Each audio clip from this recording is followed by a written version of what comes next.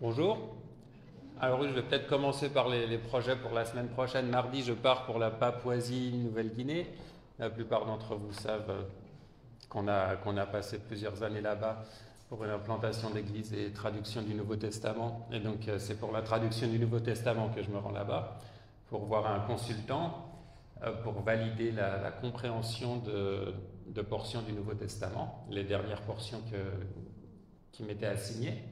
Donc il y a des portions d'Aurélie aussi qu'elle avait terminées avant qu'on parte. Il y a Matthieu, la fin de Matthieu, de l'évangile de Matthieu. Et pour moi, 2 Corinthiens, Philippiens, Colossiens et Philémon. Et puis mon autre collègue sur place, que je pourrais aussi le rencontrer. Ça fait plusieurs années qu'on ne s'est pas vu. Et lui travaille aussi à la traduction et devrait avoir lui terminé ses portions, Dieu voulant, en octobre. Donc on devrait avoir terminé le Nouveau Testament cette année, c'est l'objectif. Donc on prie que ça se passe bien. Le voyage à la fois pour moi, pour le consultant, il est déjà arrivé, donc cette prière est déjà exaucée. Mais aussi les frères et sœurs ici, en fait que des frères à vrai dire cette fois-ci, qui doivent venir de la tribu jusqu'au centre missionnaire en ville pour rencontrer le consultant et qu'on soit tous ensemble à travailler à cette traduction. Voilà, donc je pars mardi pour 3 semaines.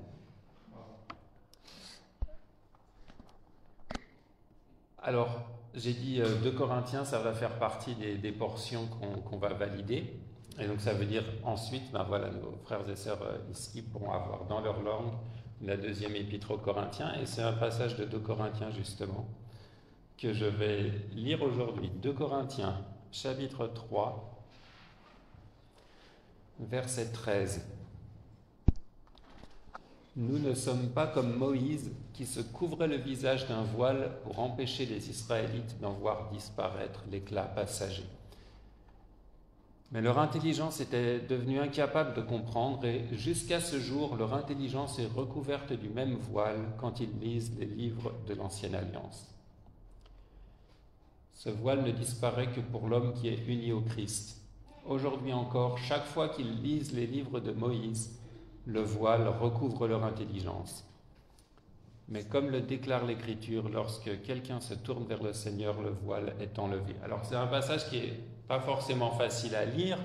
Je ne sais pas, peut-être il y en a parmi vous ce matin qui venaient pour la première fois dans une église. Qu'est-ce que ça veut dire ce que je viens de lire?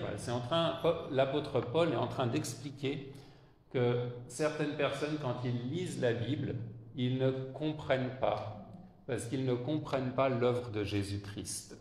Ils la lisent un peu à l'envers, en arrivant devant la Bible avec leur propre idée de ce qu'ils doivent y trouver, et aussi avec cette idée que la Bible, c'est un ensemble de lois auxquelles il faut obéir, de lois, de règles, un code moral auquel il faut obéir pour pouvoir être en communion avec Dieu. Quelqu'un qui va lire la Bible, généralement, c'est pour connaître Dieu, c'est pour s'approcher de Dieu, c'est déjà quelqu'un qui croit en Dieu et qui veut avoir une relation avec lui.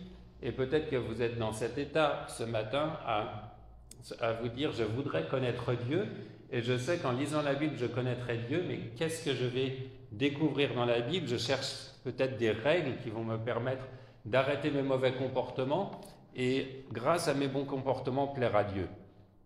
Mais ce n'est pas le contenu de la Bible. Certes, la Bible, en particulier l'Ancien Testament, contient la loi que Dieu avait révélée au peuple d'Israël par Moïse, en leur disant de s'y conformer. Mais le Nouveau Testament nous apporte un message différent. Quand on est confronté à la loi de Dieu, au commandement qu'il avait donné, la plupart des gens connaissent les 10 commandements. Tu ne tueras point, tu ne connaîtras pas d'adultère, etc. Il y a aussi ce commandement, tu ne convoiteras point dedans. Comment on peut obéir à ce commandement? Est-ce que ça veut dire si on n'arrive pas à ne plus convoiter, Dieu va nous rejeter? Et c'est ce qu'on peut comprendre en lisant les 10 commandements. Et si on cherche dans la Bible tous les commandements à obéir pour plaire à Dieu, on est écrasé par notre incapacité en se disant mais je n'y arriverai jamais. J'arrive à progresser dans le domaine du meurtre, ça va pas trop mal, mais par contre la convoitise. Et puis après il y a Jésus, quand on lit le Nouveau Testament, Jésus qui dit mais si tu a de la haine pour quelqu'un dans ton cœur, c'est la même chose que le meurtre, à un degré différent, mais c'est la même chose. Et donc, on est encore plus écrasé si on prend cela comme des lois qu'il faut arriver à obéir pour que Dieu nous accepte. Et il y a un personnage historique célèbre qui s'appelle Martin Luther, qui est passé par ce cheminement, qui était écrasé par le poids de son péché. Et pourtant, il avait un doctorat de théologie. C'était dans l'Église catholique au XVIe siècle. Il connaissait le grec, il connaissait l'hébreu, il était professeur de Nouveau Testament. Et il était écrasé par le poids de son péché en se disant « Mais comment je peux être réconcilié avec Dieu et obéir à ses lois ?» Et il a compris en lisant le Nouveau Testament que « Mais pourquoi je réfléchis comme ça? Ce n'est pas le message de l'Évangile. Le message de l'Évangile, c'est un message de libération. » Et il a traduit le Nouveau Testament en allemand pour que tout le monde puisse le lire. Et quand il l'a traduit, il y a ajouté une préface. Une préface qui peut se résumer comme ceci, si on devait la résumer. Attention, ceci n'est pas un livre de loi. C'est une promesse de Dieu, c'est l'Évangile. C'est une longue préface, une très belle préface, où il commence en disant que normalement, il ne devrait pas y avoir besoin de mettre une préface au Nouveau Testament, mais on a tellement tordu le sens du message et tellement dit aux gens que c'était un livre de loi et de commandements que ça permet de contrer ce mauvais enseignement qui a été donné pendant des siècles et qui lui-même l'avait tellement affecté. Et je ne peux pas vous lire toute la préface parce qu'elle fait 2 ou 3 pages, mais ce qu'il y dit,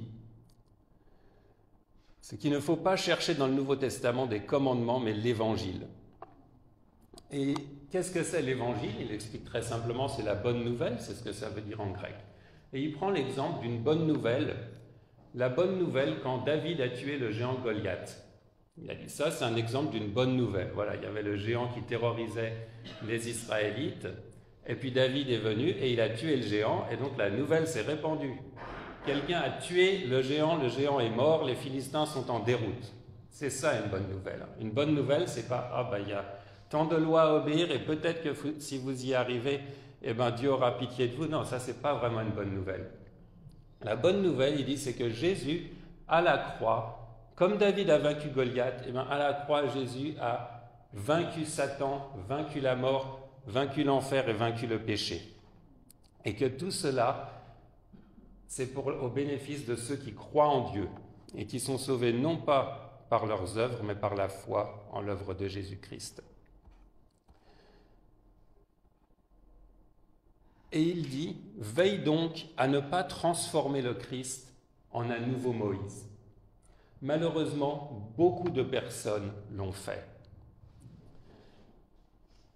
Veille donc à ne pas transformer le Christ en un nouveau Moïse, ni l'Évangile en une loi ou un manuel de morale, comme cela a souvent été fait jusqu'à présent. Car l'Évangile, en réalité, ne nous demande pas des œuvres pour que nous devenions justes ou sauvés. Au contraire, il condamne cette idée. Ce qu'il exige, c'est uniquement la foi en Christ, croire qu'il a vaincu le péché, la mort et l'enfer pour nous, et que ce n'est pas par nos œuvres, mais par les siennes, qu'il nous rend justes, vivants et sauvés. C'est le message qu'il a jugé nécessaire d'écrire en préface au Nouveau Testament. Et si vous venez aujourd'hui dans l'Église, peut-être pour la première fois ou pour une des premières fois, vous venez peut-être influencé par cette idée que dans la Bible, il y a des lois, des règles, c'est un code moral, et Jésus il est venu avec 2 nouvelles lois, 2 nouvelles règles et un nouveau code moral. C'est un peu la loi 2.0 qui est différente de la loi que Dieu avait donnée à Moïse et qui est meilleure. Mais ce n'est pas ça. Jésus, il est venu pour nous sauver à la croix, en détruisant, en ayant la victoire sur Satan, sur la mort et sur le péché, comme on l'a chanté dans le premier chant ce matin. C'est lui qui a remporté la victoire et libéré son peuple. Alors dans notre lecture des Écritures, c'est important d'avoir cela à l'esprit.